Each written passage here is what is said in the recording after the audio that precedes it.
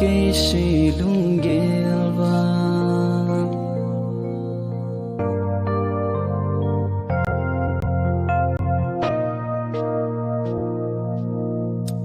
phật lê đi khô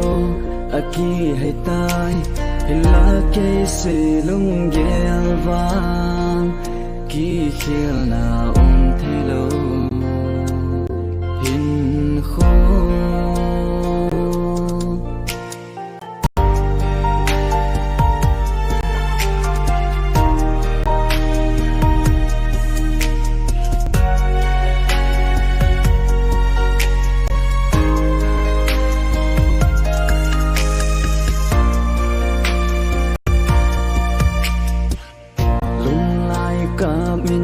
bằng thế lâu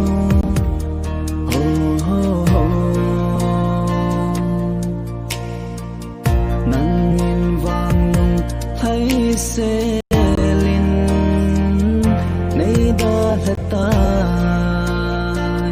khi ti đừng nay đã gọn hầm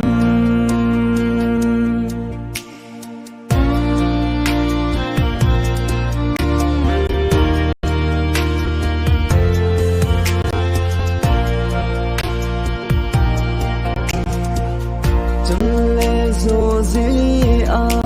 khi khen giống hi lâu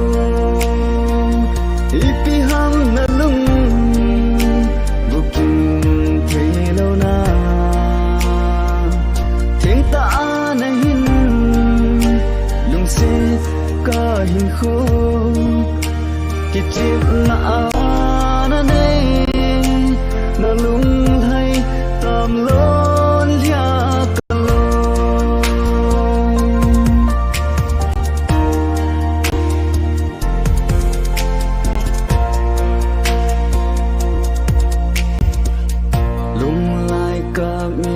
bằng thế lâu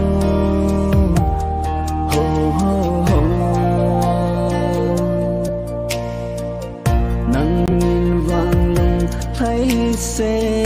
linh nay đã là tai khi ti đi na nay đã gọn hầm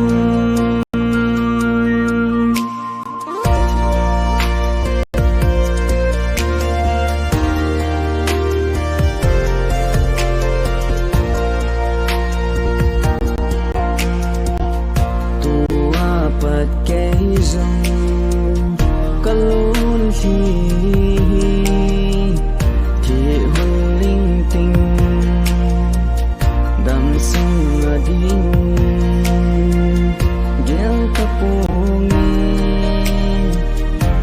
na min ta nghe lúc sẽ na thiên sẽ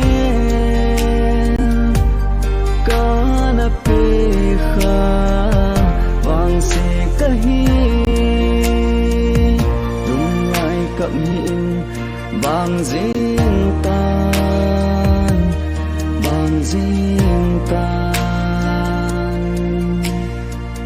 hi ti đi na